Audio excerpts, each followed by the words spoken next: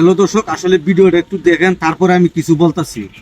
প্রিয় দেশবাসী, খান্দুরা দরবারের তথাকথিত ভণ্ডপীর গাঁজাখোর সিগারেটখোর জুবায়ের কামাল, আমি তার সে মোমবাতি মার্কার বিরুদ্ধে গিয়া এই কুলাঙ্গারের বাচ্চা, একজন প্রার্থীর প্রতি একজনের মানে মহব্বত থাকতে পারে। তোর যেমন তোর বাবার লাগি মহব্বত, আরেকজনের তো আরেকজনের লাগি মহব্বত থাকতে পারে।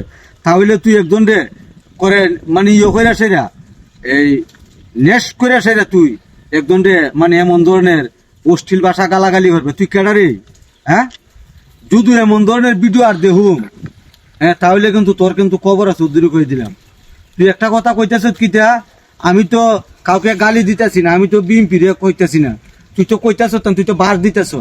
রাজনীতির রাস্তায় নামতে আমি বিএনপি কে গালি দিচ্ছি না, কিছু অঙ্গ সংগঠনের লোক কথা বলছে, কারণ তারা রক্তে এখন কিছুই বলবো না, শুধু নির্বাচনটা শেষ হোক, এরপর জবাবগুলা দেখবো দিমু। শুধু খালি বৈশা বৈশা আমরা লক্ষ্য করতেছি তোমরা যে কত বড় মুনাফিক, মোমবাতির বিরোধিতা করো, টাকা খাইয়া ভোট বিক্রি করো, তোমরা টাকার কাছে ইমান বিক্রি করো, আবার সুন্নিয়তার স্বার্থে আমরা জামাত করি। আচ্ছা যাক, আমি এত দূর পর্যন্ত যাইতে চাই না, শুধু ইঙ্গিত দিলাম, যারা বুদ্ধিমান তারা এমনিতেই বুঝতে পারবো, আর যারা বুদ্ধিমান না তা করে বাইঙ্গা গুলো বুঝতো না। কিন্তু খবর আছে, উদ্দিন কয়ে দিলাম, বালা হয়ে যাস গিয়া। হ্যাঁ, আর তুই একজন ভালো মানুষকে তুই এমন ধরনের অশ্লীল ভাষা গালাগালি করতেছ। হ্যাঁ, তুই মোমবাতির পক্ষ নিয়া, ভালো কথা, তোর মহব্বত আছে, আরেকজনের তো ধানের পক্ষের প্রতি মহব্বত থাকতে পারে।